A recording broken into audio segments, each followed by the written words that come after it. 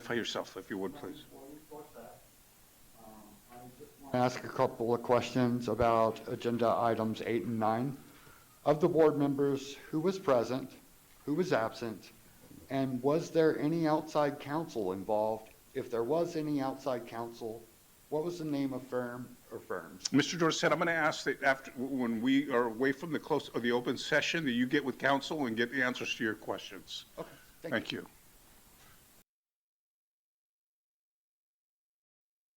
Chairman, I'm sorry, Mr. Dorsett also wanted to speak on non-agenda. I'm sorry? Mr. Dorsett also wants to speak on non-agenda. Very good. All right, Mr. Dorsett, come on up.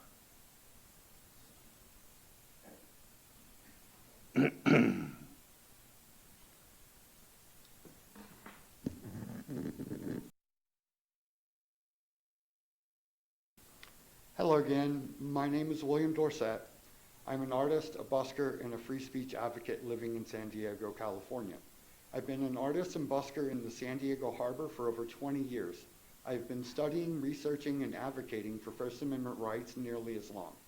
I'm also well versed on constitutional law. I've come to today's public hearing to use the full extent of my First Amendment rights to make the public aware of the corruption that exists within the Port of San Diego and its board members. I will speak on a wide variety of ways the port uses its resources to violate First Amendment protected rights of its workers and the public. The corruption extends not only to the board members, but also to the attorneys on the port payroll. The board votes for agenda items that are against the public interest in return for perks from tenants, or at least allegedly. The attorneys allegedly create laws with loopholes that removes the checks and balances of due process of law, to prevent members of the public from fair trials or the ability to appeal to higher courts who have an understanding of laws that protect the public from such nefarious behavior created by a municipality. I will go over one such law as it comes up on today's agenda. There have been 3 audits by the grand jury over this type of corruption. There's been multiple news stories and multiple reports on ports suppressing free speech or retaliating against anyone who uses free speech to criticize the board members, which is one of the primary functions of First Amendment rights. The Port District is in serious need of outside oversight. I'm publicly calling for a deep audit of the port, including all business dealings each board members and attorneys are a part of, and see how many agenda items a vote board members were in favor of, something that would benefit them. The nefarious dealings within the Port District are unacceptable, and the public needs to be aware of what the port is doing with public lands on behalf of the people. Thank you for your time. Thank you, Mr. Dorsett. We live in a great country where you can say whatever you want, whether it's factual or not. Let's move on.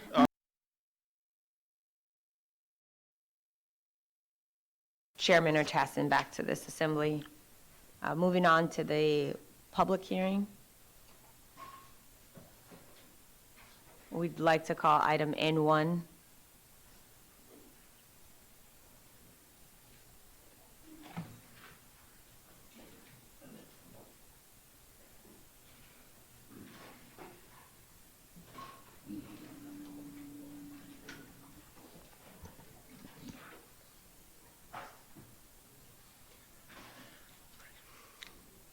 Good afternoon, Chairman Tassin, Commissioners, Acting CEO Coniglio, and General Counsel Russell.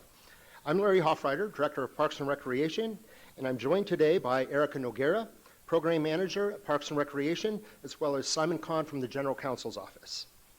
We're here today to provide an update on the Port's vending and expressive activity program, which I'm pleased to report is working well. We'll begin by providing a brief background on the program, including actions taken last year, which will be followed by an evaluation of the program in 2024. Based on that evaluation, we'll recommend some relatively minor modifications to Port Code 805 for your consideration. We'll identify our recommended next steps to implement year 2 of the program and conclude with a summary of our ongoing education and outreach efforts in conjunction with the Logan Heights Community Development Corporation.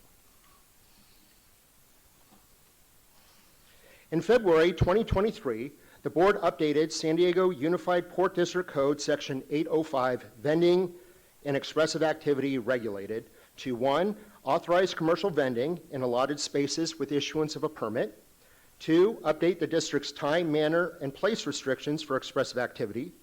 And 3, modify the penalties and enforcement procedures outlined in Port Code 805. The board directed staff to return to the board in fall of 2023 with an evaluation of the program following implementation of the updated regulations. At the October 10th and November 14th, 2023 board meetings, staff reported that the updated code was largely successful because it achieved the program's objectives and substantially reduced the negative secondary effects of unregulated vending and expressive activity. Based on occupancy data, stakeholder feedback gathered from an email survey, and public testimony at the board meetings, the board made refinements to Port Code 805, which included the authority to establish minimum occupancy requirements for commercial vendors and increasing the term of permits from 6 months to 1 year.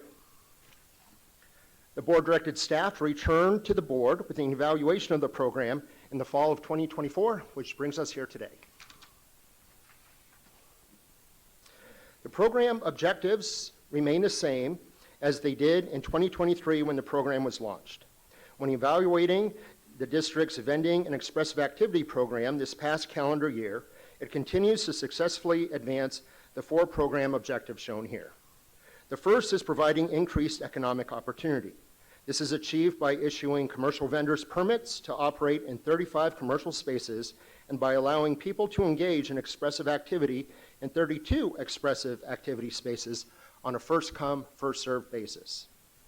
Number 2 is activating the district's waterfront. This is achieved by providing a broad range of commercial goods and expressive activities for the public to experience and enjoy along the Embarcadero. Third is ensuring health, safety, and general welfare standards are maintained. Port Code Section 805 continues to provide the district's community service officers with the necessary tools to conduct consistent enforcement and ensure that the district's health, safety, and general welfare standards are maintained. It also provides the Parks and Recreation staff with the authority to require commercial vendors to have a valid business license as well as insurance requirements. Finally, the code continues to reduce the negative adverse secondary impacts associated with unregulated commercial vending and expressive activity. Over the last 9 months, the Embarcadero has appeared well organized, and there have only been a few complaints about vending and expressive activity. We've also seen the number of citations decrease substantially from 2023.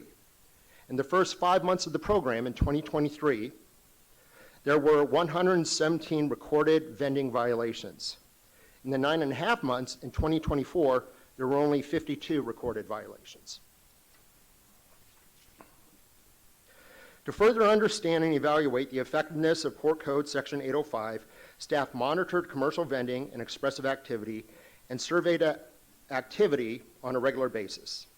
Commercial vending was surveyed through monitoring compliance with monthly occupancy requirements, and expressive activity was monitored during a targeted survey period conducted in the busiest summer months. Further, staff remained engaged with several stakeholders this past year, including commercial vendors, expressive artists, performers, and buskers, as well as port tenants and the district's community service officers and harbor police officers.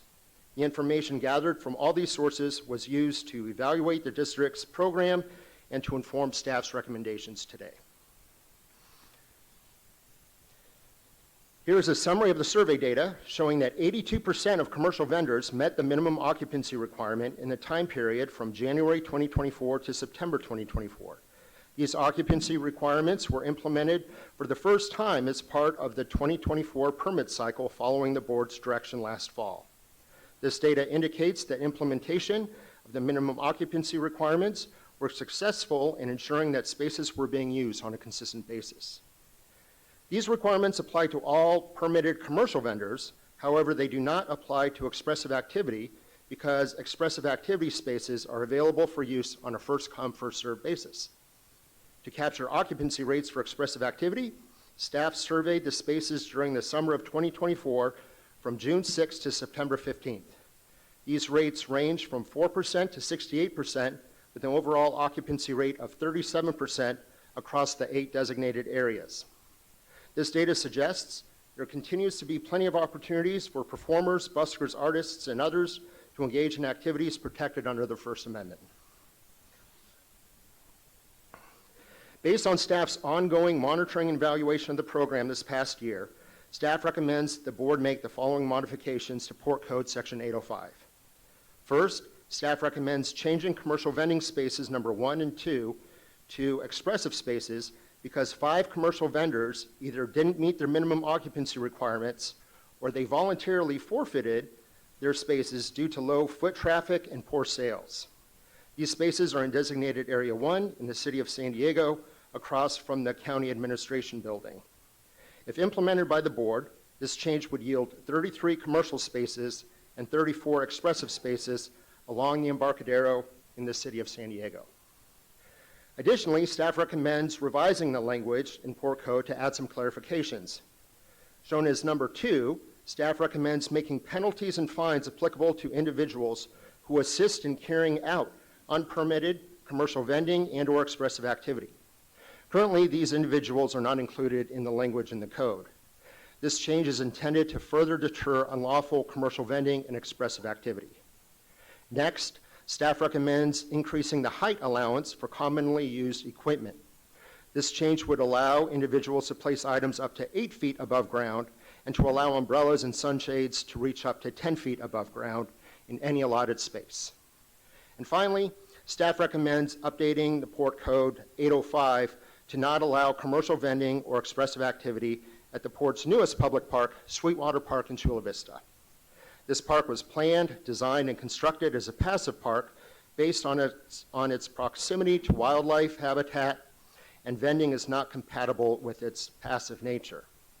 This action would align with the existing restrictions placed on Sweetwater Park and Port Code Section 8.02, Park Areas Regulated. I'd like to now turn it over to Erica to talk about the applications we've received for the next calendar year, as well as next steps.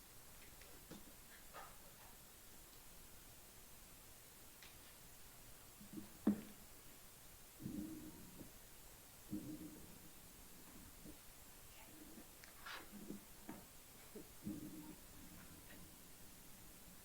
we go. Thank you, Larry. Commercial vending applications were accepted from October 1st through 31st for the 2025 permit cycle.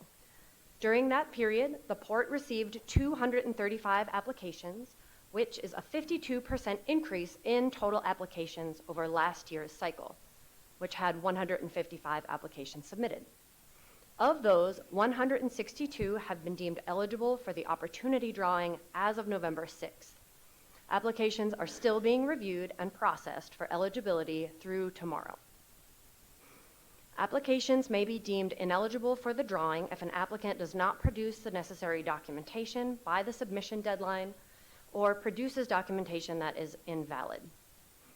As a next step, staff will conduct an opportunity drawing on Wednesday, November 20th, to randomly select applications for the available commercial vending spaces.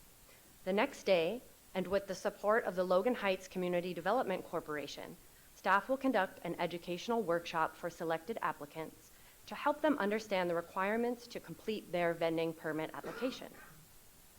If the board adopts staff's recommendation, the ordinance would become effective Saturday, December 14th. Then the next commercial vending cycle would begin on Wednesday, January 8th, 2025, and continue through December 31st. Next slide. Before closing, I'd like to highlight Parks and Recreation's partnership with the Logan Heights CDC.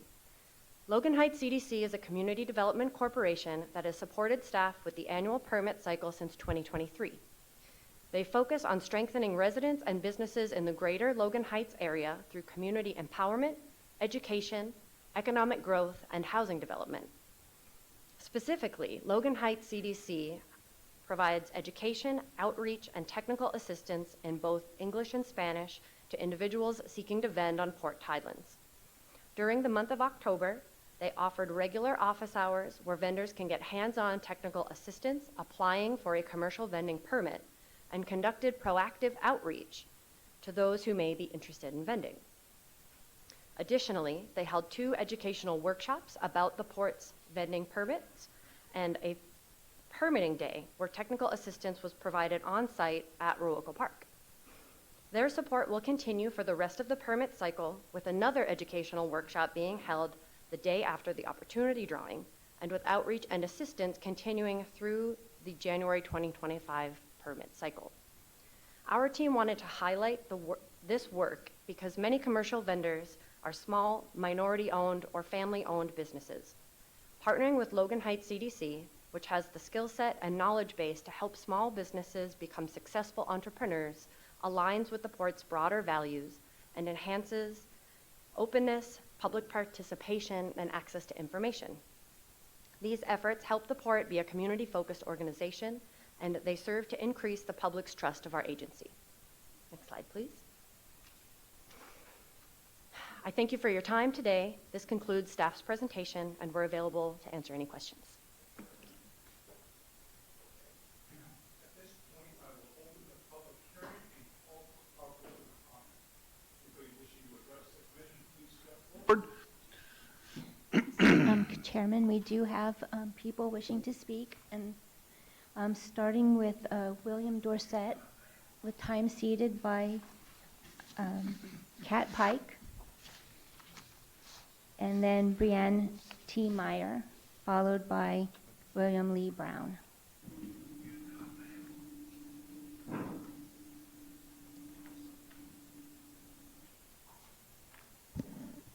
Okay, this is William Dorsett here again. I'm here on behalf of San Diego Buskers and Artists. First of all, how you guys felt when I spoke at non-agenda earlier is how we feel almost every day when we go out and busk, and we're told to do it where you want us to. We're not given stipends to be in the spaces you tell us to be. We're not getting paid to be there. Y'all are saying it's an opportunity, but it sets us up for failure more than it does success. And when we get these $250 to $1,000 citations, that's how we feel every single time.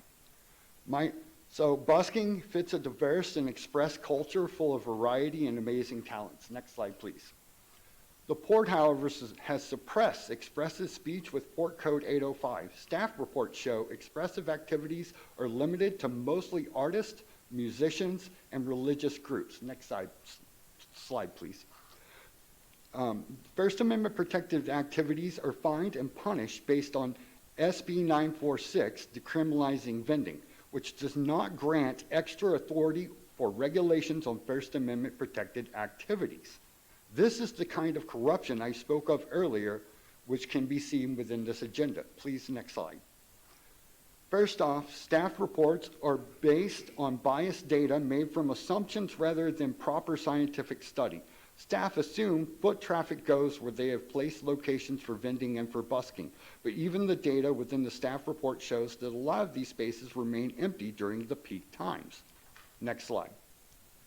Vendors and expressive activities can both attest to these areas are not optimal for reaching intended audiences at peak times.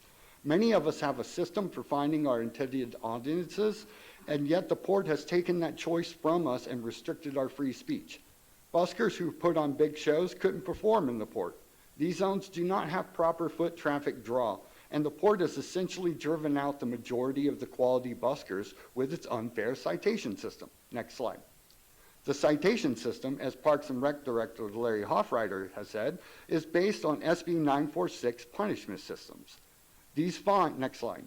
These fines begin at $250, ranging all the way up to $1,000 and continue at $1,000 for every citation after the first fine. The $250 fine is far more than most performers can afford, resulting in fear-based reactions for performers, removing them from the public. The CSOs who write these citations lack training and professionalism. Unlike the actual harbor police, who have said they will not force this code themselves because it is a violation of First Amendment rights, which is very telling of the corruption in the Port. Next slide, please. Supposedly, these harsh punishments are meant to balance public interest, but with $29,000 in citations in 2024 alone, it questions how the Port exploits public interest for financial gain. To make matters worse, this code takes away due process of law as it goes to an administration hearing through a citation processing center with a judge that has not gone to law school nor has any constitutional obligation. This judge also works for the processing center that benefits from the payment of these citations. Coincidentally, this company is not located in San Diego, it's in Long Beach, California. There's only one appeal, which is to local traffic and parking court.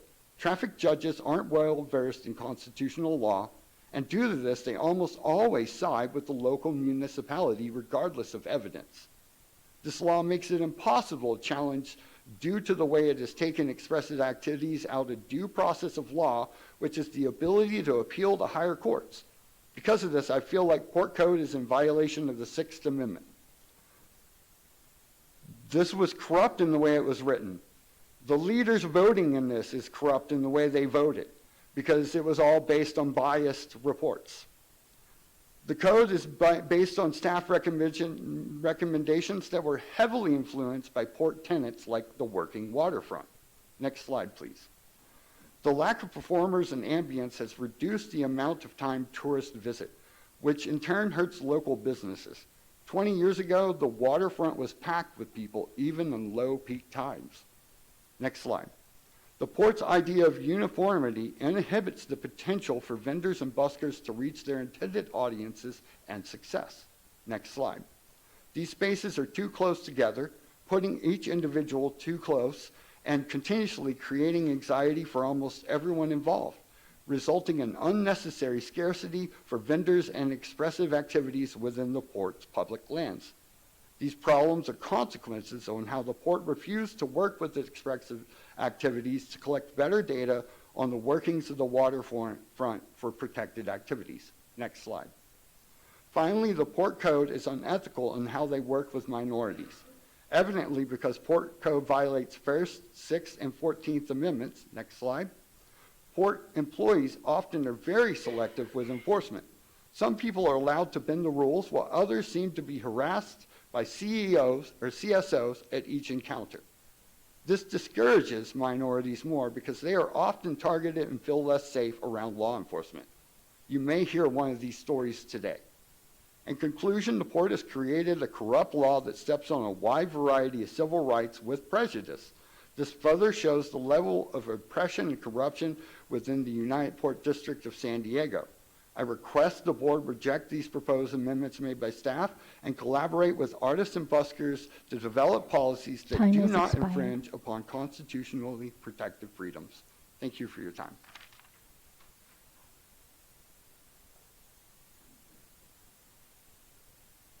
Next, we have Brian T. Meyer.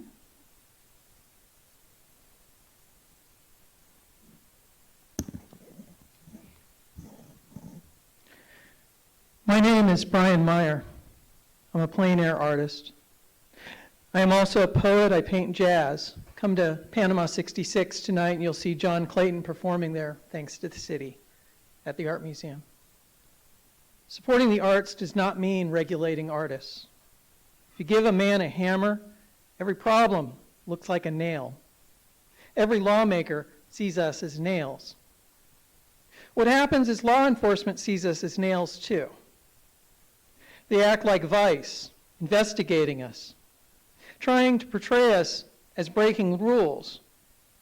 And I have learned they lie. There is no law that those enforcing laws have to be honest. And they can spin things to make their views seem more valid. It is only via filming interactions can we ensure our rights are protected. And the rules being proposed lack due recourse. There is no protection of our rights using the law. I go to places and just start drawing. I paint plein air.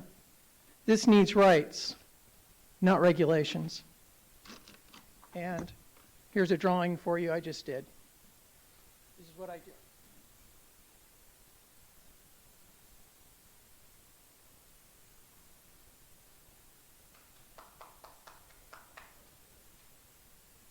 Sorry.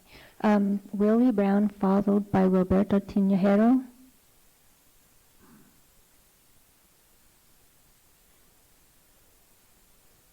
Good afternoon, everyone. I didn't have no speech or anything like that, but I've been here in San Diego since 1973, played throughout the city and the county, from the judicial society all the way down to the people laying out on the streets. You know, for me, I just want to go out and play my instrument, you know, and bring joy to other human beings and not be regulated. Well, you need to be right here where some guy with a trumpet or blasting and you know, sound. So if you got two things that's loud, or it's going to be in conflict. So me personally, I think you should just leave the musicians alone and let us not totally regulate ourselves, but let us do what we know what to do best. And then if you get a complaint, then you send in your guys, you know.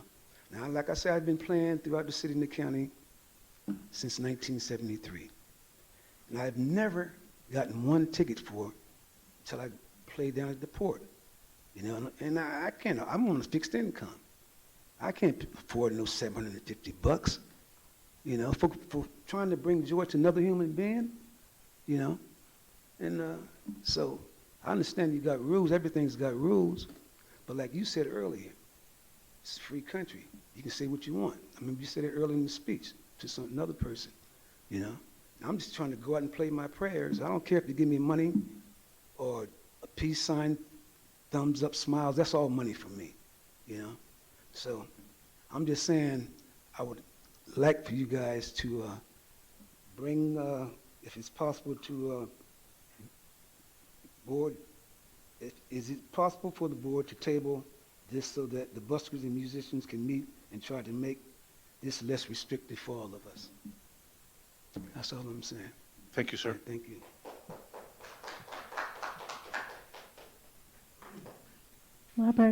Roberto Tinajero, followed by Taylor Locke.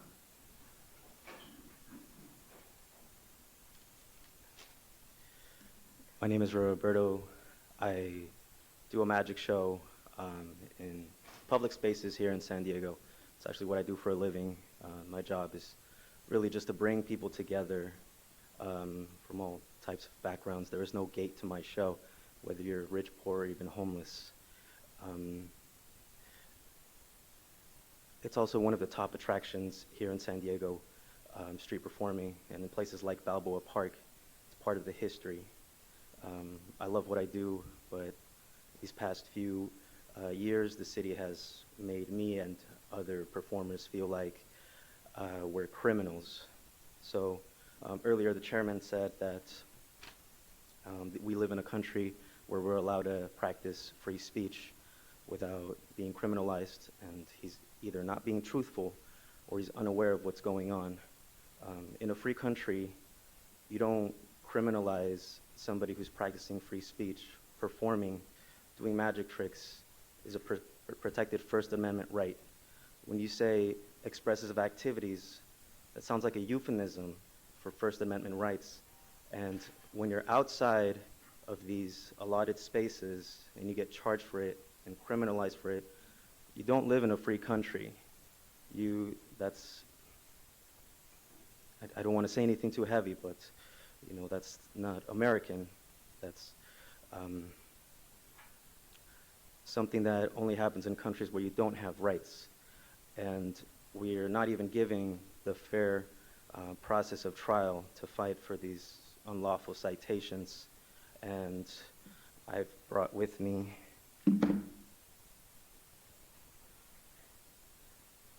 these citations that I've been given these past few weeks. And I haven't gone to court with it. I have to get a lawyer. And I'm a victim of a broken system that doesn't give me rights, that takes them away from me. And if I don't abide by them, I'm a criminal. And I'm not a criminal. I'm an artist. I'm a citizen. I'm a performer. And I'm a part of the city. And that's all I have to say. Thank you. Thank you. Well, Taylor Locke?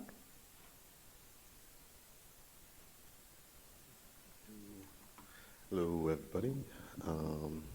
Please silence your cell phones. No, I'm just kidding. So, yeah, I don't like these I'm not a big fan of how close the spots are because, yes, I am, Taylor Locke. All right. Sorry about that. This podium makes me nervous. Yeah, I was street performer down the port, Balboa Park. I used to street perform a lot down there, but looks like the musician was saying, you can't cram everyone together in these same spots. You guys look at it from overhead on Google Maps and kind of, yeah, here's a spot, here's a spot, here's a spot, here's a spot, and it looks good. But once you get down there and foot traffic level, things are moving by. There's pedicabs. There's all these different things that you have to worry about that isn't, brought up into all this, political, jargon kind of talk. But when you're down there on the foot level, and you're doing all that, it makes it, and you're told to go into these different spots. It is really tough to make, to do your art and make, the port beautiful, because that's we're all just trying to make the port, we're trying to, just make it add our own little flair to the port and make it a beautiful place that it already is, and it's already a great, beautiful place. That's why we're drawn to go there to street perform. But if you do, make some amendments or whatever, maybe stretch out, add more spots. The spot I was street performing at forever isn't in any of the 34 spots that are on the 805 thing, and so, one day all of a sudden someone comes down and says, hey, there's these new rules, you can't be here. And I was just like, that's kind of weird. But I do want to really nail, I guess, I don't feel I'm a nail, but I want to nail the point that there are difference between vendors and expressive artists and stuff. I do want there, nail that in. Don't want to be clumped together, but there is a difference. And yeah, I have 45 seconds, yeah, it's, and I'm aware if, you take into consideration letting us self-regulate and do that, people are calling for self-regulations. I know there's negative effects to that and different people coming in to self-regulate, and I get all that. So it's different. I appreciate you guys trying to, figure this out with us and everything. But yeah, I wish there'd be more, you guys down there on the port with us, seeing what's actually going on. So, so that's all I really have to say. So thank you guys. Appreciate it. Thank Madam you. I Clerk? do need to do one more check with Commissioner Ungab, if you have anyone that has come into the room that wish to speak. No, there's not. Okay. Thank you. Anybody else? That Okay. concludes public comment. Public hearing now is closed, and I'll go to Commissioner Malcolm. Thank you, Chair. I want to thank first everyone who spoke today. We sit here and we definitely listen to your comments and we take them to heart. I also want to thank, and I want to make a few comments just at the outset based upon what I heard. I first want to thank staff because we asked you to promulgate an ordinance 8.05 to regulate vendor activity and expressive activity based upon some issues that had previously happened on tide lands. And I understand any time that you put a new regulation in place, there's going to be some growing pains and some issues associated with that. But I also want to say that our staff is not biased. Our staff is not putting the thumb on the scale at all. Our staff is really engaged in hard work and a good faith effort to actually create opportunities both for commercial activity and ordinance on port tide lands. And I want to say that I fully 100% support both our staff and our law enforcement that is charged with upholding our ordinances. So, because I heard a few things to the contrary, and I know you personally, and I know how hard you work and how much you care about this. And when you go to the program goals of 8.05, we talk about them all the time here at the Port of San Diego. We talk about increasing activation at the waterfront. We talk about increasing economic opportunity at the waterfront. And 8.05 is exactly about those things. But when you do those things, they also have to be balanced with public safety and with unregulated activity and the negative consequences that come along with that. And that is the balancing act that the Port of San Diego does. And I just want to say for all you out there that reference the U.S. Constitution, we are totally working within the bounds of the Constitution. For an agency like the Port of San Diego, we are allowed and we're actually obligated to put on reasonable time and manner restrictions and place restrictions. Sir, I am speaking right now. Thank you very much. You had your opportunity, now I have mine. Sorry, Sherry, I didn't mean to overrule you there. So, no. So, we have put reasonable time, place, and manner restrictions on the activity specifically to ensure public health and specifically to ensure that there are, or to minimize negative consequences on port tidelands, all while trying to promulgate this activity. And I note in the report that it's kind of interesting to me that of the expressive spaces that we have the rates for expressive activity range from 4 to 68%. And that's based on your observation, right? So that tells me that the space we still have opportunity for growth for expressive activities in areas along port tidelands. Am I interpreting that correctly? Larry Hoffreiter for the record. Yes, Commissioner. Just a quick clarification. The 68% you referenced is for designated area 4. There are 2 or 3 expressive spaces that are at 80% occupancy, but generally speaking, from our perspective, yes, there's ample opportunity for a lot more expressive activity to occur in those spaces. Okay, thank you. And I just want to ask, because it occurred to me when you were giving your presentation, you talked about the fact that there are 235 applications for the 2025 year, and that's for 33 spaces, right? And 162 have been deemed eligible at this point, and so then it goes through a lottery. So it kind of begs the question for me, and I'm sure that you have an answer for that. We're actually taking 5 spaces and converting them from commercial vendor activity to expressive activity. And the reason you give in the report, and I read it, was that, not very successful in those locations, maybe the foot traffic. I just wonder if, because the program is still relatively new, whether or not is it the location or maybe it's the vendor and another vendor in that location may be more successful. So I wonder with all of the amount of people that want to do commercial vending, is it wise at this point to actually convert commercial vending locations to expressive locations? And again, you may have a very good answer for that. Larry Hoffreiter for the record. Commissioner Malcolm, yeah, our assessment again, particularly with the commercial vendors, because we have the authority to permit them, we have much more ongoing communication with them. What we heard from the 5 people that were in designated area 1, they didn't meet their minimum occupancy requirements, so then we gave it to someone else.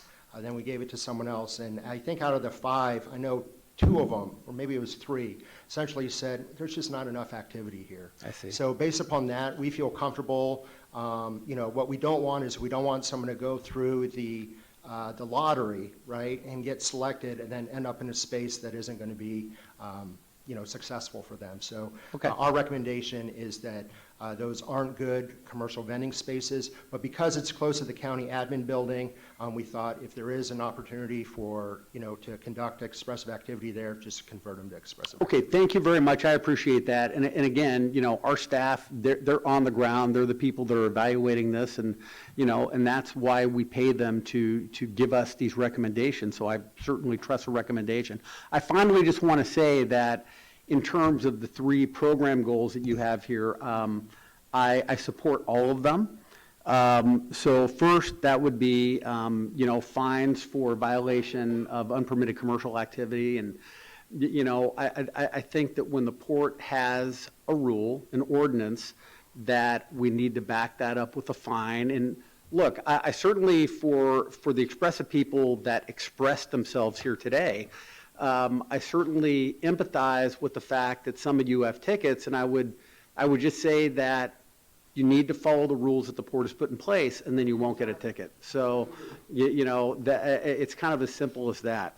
The second, I do support raising the height, 8 to 10 feet for the two things. It seems reasonable to me for the reasons that you articulated.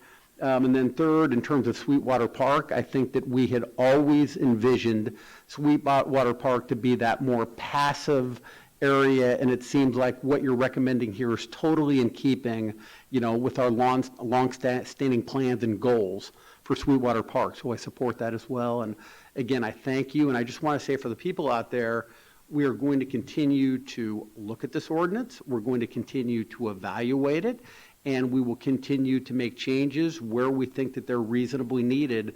This is not a static situation. It is a dynamic situation that we will continue to look and try and make improvements to this ordinance. Thank you. Thank you. For some myself, Mr. Hustler, I took note that the expressive activity spaces are going up. You found an opportunity to add more. There was a comment made by one of the people that testified that talked about where those spaces are at are important, and that you not put a trumpet player next to another musician and they're drowning each other out. Do you take that into consideration? Larry Hoffreiter for the record. Commissioner Tassin, yes, and if you want, I can maybe just go through a little bit of the history. I think that might be instructive. So dating back to 2012, it was the vending and performing ordinance, section 805, and that I think had 67 expressive spaces for just expressive activity. But they were also, 10 by 10. 10 by 10 was the largest. So then when we looked at the ordinance in 2023, what we did is we took those 67 expressive spaces and we essentially said, well, let's try to make about half for commercial vending and preserve the other one. So that was kind of our starting point. The other thing that informed us is it was really the summer of 2022 where there was just so much activity following the recovery of COVID and people coming to the waterfront. So we saw where the unpermitted vending displays were along the Embarcadero in Seaport Village. So we kind of looked at that and we said, okay, this is where the people are going. So based upon our existing ordinance that's been in place since 2012, as well as the activity we're seeing today in 2022, 2023, let's go ahead and update it. And my concern during this time, and I think the team's concern, is as we did that, we wanted to allow opportunities for commercial vendors, but we didn't want to squeeze out the expressive activity people. So that's why we've been very careful to try to make sure that, there's still ample opportunity for expressive activity. And the one other thing I'll just note is that there's 8 different areas along the Embarcadero that have expressive activity spaces. So again, presumably if there's a trumpet player in designated area 1, then you can go down to designated area 2 to find an expressive space there. So that's kind of our thinking. Thank you. On this, when you open up the period for accepting applications for, in this case, it's 2025, has that number of applications gone down? Erica Noguera for the record. No, it has increased 52% year over year. So It's that's a increased substantial 52%, increase. hasn't it? Mm-hmm. My question really was rhetorical because if you touched on that during your presentation, and clearly you must be doing something right? I mean, clearly, like Commissioner Malcolm says, nobody likes regulation, but we find ourselves in a situation where we have to have some regulation. But I think you're doing it in a fair way. 52% increase in the number of applications, people that are interested in coming and having their facility or their vending opportunity down at the waterfront. Isn't that correct? Now, let me ask you a question. In terms of violations or fines that are given, you keep an eye on that? Does the port do that just out of its own will? I mean, if you're following the rules, do you get a license, a ticket or a fine? Larry Hoffreiter for the record. Commissioner Tassin, yes and no. So we follow it in the sense that if someone calls us about a citation they have, then we're alerted to it. But generally speaking, we're not looking to see, who gets cited. We don't follow it on a regular basis. There were a couple of hearings where they appealed the decision. So I've observed a couple of those online. But generally speaking, it's our community service officers that go out there and they're in charge of enforcing the regulations. And do those community service officers just issue a citation if you're following the rules? Larry Hoffreiter for the record. And Simon, you can jump in if you want, but my understanding, speaking with them quite a bit, is they don't. Typically, they give a warning, a written warning. And then the first citation is $250. The second citation is $500. And then the third citation is $1,000. So, the $29,000 that was referenced in the presentation, I went through and counted them. 26 out of the 36 were for, a third offense and beyond. Chairman, So 26 of them were $1,000 or more. Chairman, Simon Kahn, Assistant General Counsel, to directly answer your question, if you're complying with the regulations that this board has passed, you're not getting a citation. Thank you. If you are violating these, and we unfortunately couldn't have our law enforcement folks here today to comment as part of this, most people are getting education and warnings, and it is primarily the people that are repeatedly ignoring those warnings and education that have gotten citations when they violate the code. They have an opportunity to appeal that citation, both to administrative hearing and then to courts of this state. There's also an opportunity under the code, if they have the inability to pay, to seek reduction or elimination of those fees as part of the code that you passed. Thank you. That question was also rhetorical. I really don't think that the port goes out and just issues citations or issues fines if you're following the rules. And so I just want to make sure that that was on the record. Commissioner Rockwell? Thank you, Mr. Chair. I think I just wanted to follow up because I was thinking about the fines, and I appreciate you raising those rhetorical questions that laid the groundwork for how our staff in our district are managing our ordinance, frankly. Assistant General Counsel, I appreciate the comment around what folks can do if they're to reduce fines or fees if they are unable to handle those, particularly since we're talking about what I'm hearing from you, that there are just frequent violators of the ordinance. And so those, it sounds to me that there's a percentage of folks who are constantly being the ones who are being fined, and others are getting education, and hopefully that means that the education is actually working. So, and I just wanted to ask on the change here on those who assist in carrying out unpermitted vending.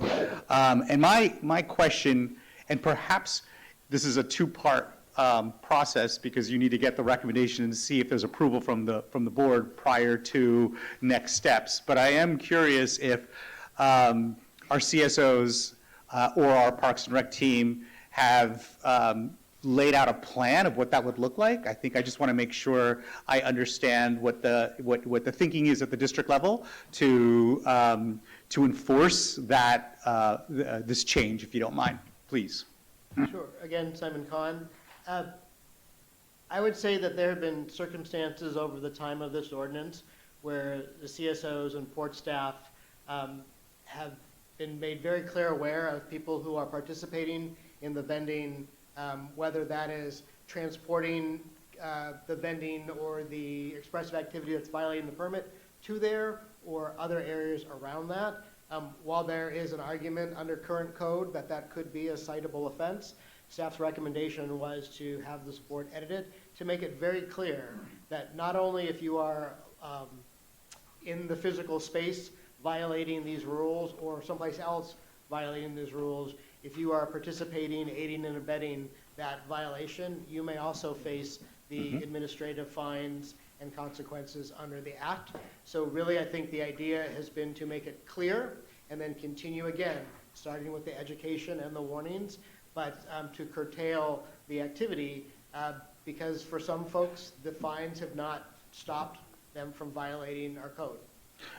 Thank you, Assistant General Counsel. And one just quick follow-up on that, which is it incumbent on the CSO to seek clear and compelling evidence of this assistance in carrying out unpermitted vending, or is there like whistleblowers? Like, are you looking to see like, okay, another vendor, another expressive artist is actually saying like, hey, I am witnessing this, and then it is incumbent on the CSO to actually witness it, him or herself as well? So my understanding is that our citation process of the CSOs is based on their observations.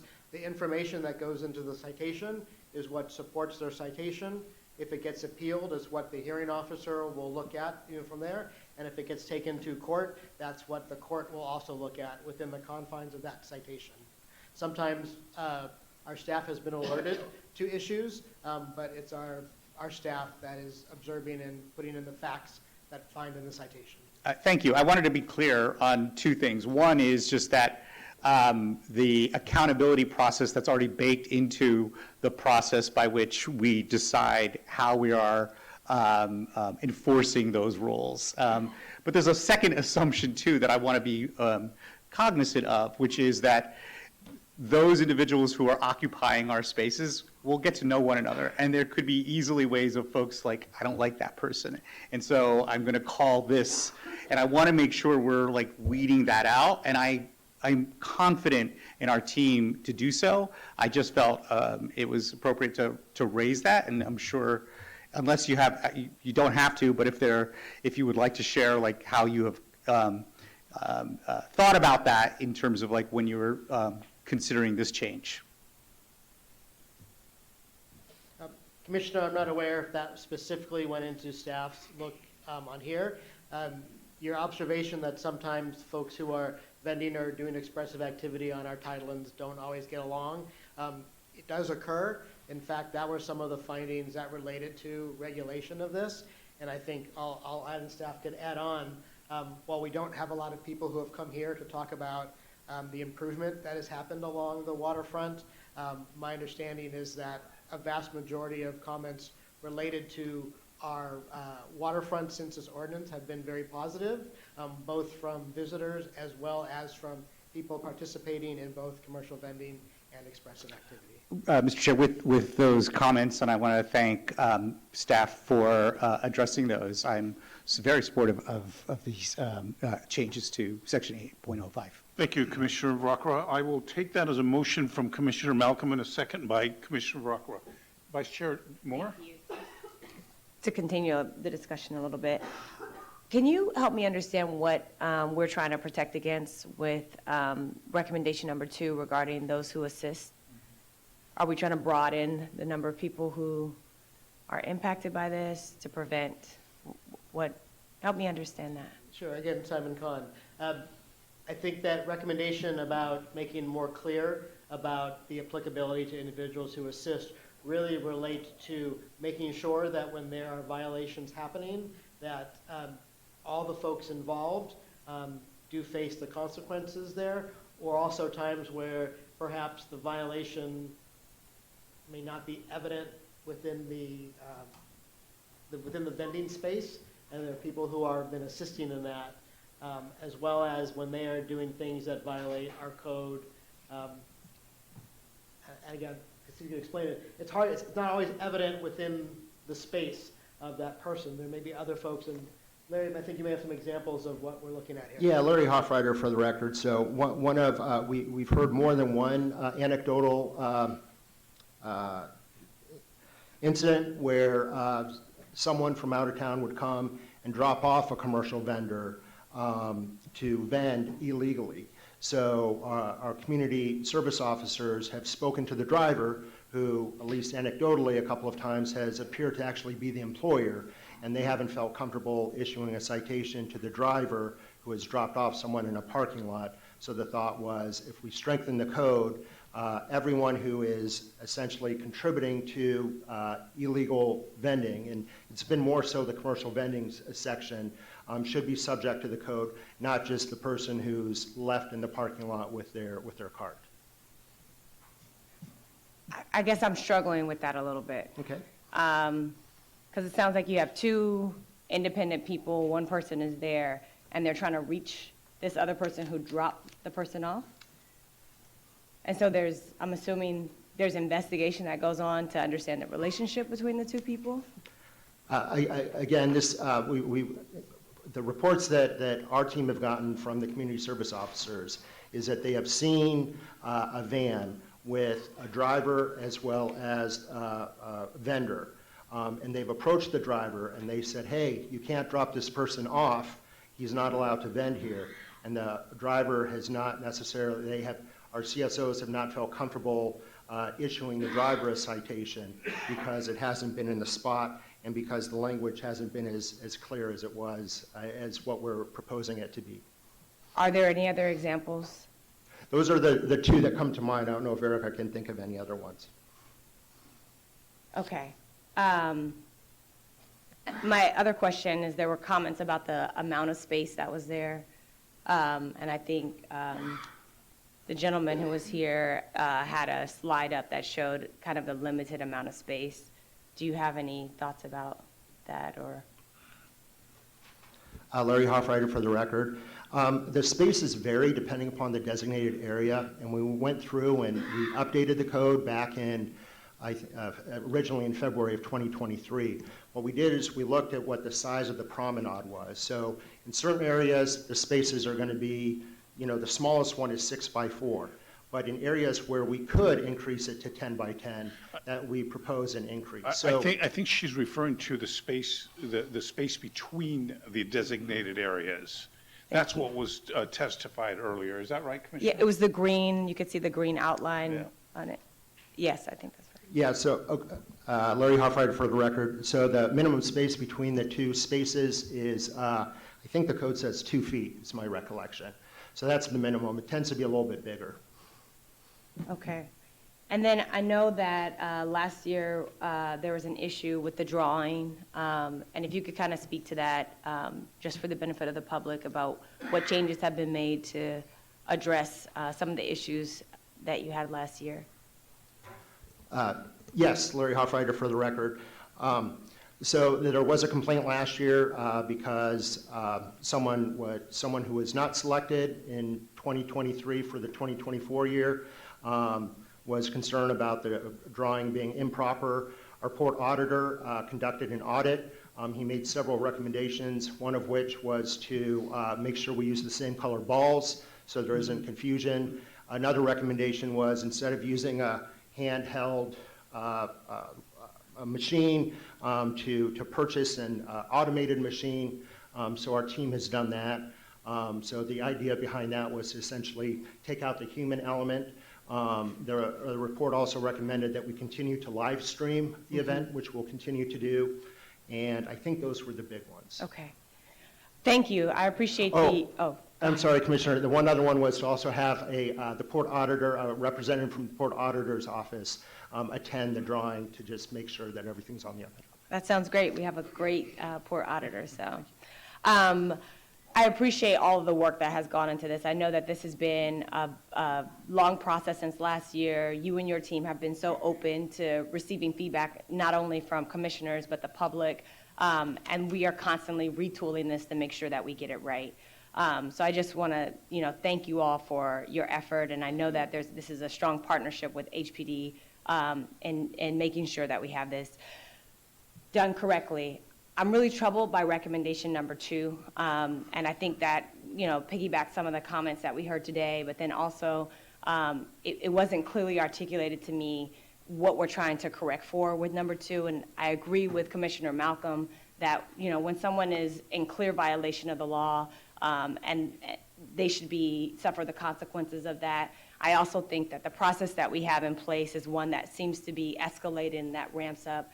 But when we're reaching, individuals who assist, I don't think that that's been clearly defined. And I think it would be helpful for us to table that and maybe give some more thought to how we enforce this and the impact, and maybe work more broadly with HPD to consider some of the recommendations. I think the recommendations by those who came, the expressive artists, about how they want to organize themselves to have a larger conversation, and I know you all have been great about being open to those recommendations and really listening to the community, would be great. I know last year when we talked about this, I had a lot of thoughts about how we move forward, and I think one of the things was having surveying, the vendors and the expressive people. Did you guys ever get around to creating that survey and really getting feedback from them? I think we were looking for demographic information. I think they also complained, some of the port tenants had concerns about the location and where they were located that might interfere with their business. And so did we ever conduct a survey and gather any of that information? Larry Hoffreiter for the record. Commissioner DeMoore, yes, we did. It's not included in this report, but in our October 2023 report, we did a email survey, so we got some feedback from port tenants along with various buskers and commercial vendors in terms of, were there too many spaces, were there too few? So we used that information last year to make some recommendations to the program, which we ultimately did last November. Okay, and so that was a one-time thing, it's not an annual thing that we'll do the survey? Correct. Okay. I think an annual survey would be good to gather that information each year. Sure. And so I'd offer that recommendation. Mr. Chair, based upon Commissioner Moore's comments, which I think are very well founded, and actually I just read the portion of the code where we're talking about individuals who assist. I think we could rethink it a little more, and at this point it seems like a little bit of surplusage. And just to be clear to the public, I think that I agree with you, and I would modify my motion to not include that portion. Okay, and the seconder agrees with that, so. Any further discussion on that? And just for clarity on the vote based on that, I think that would be adopting staff's recommendation, except for the change proposed in section C2, which talks about those who assist. That would not be added to the code. That's correct. Any further discussion? Please vote. Please respond when I call your name. Malcolm? Aye. A. Moore? Yes. D. Moore? Yes. Ungab? Yes. Vertassen? Yes. Barakara? Yes. Commissioner Zuket is excused. Motion passes unanimously. Thank you. Thank you, Erica, and thank you, Larry. Okay.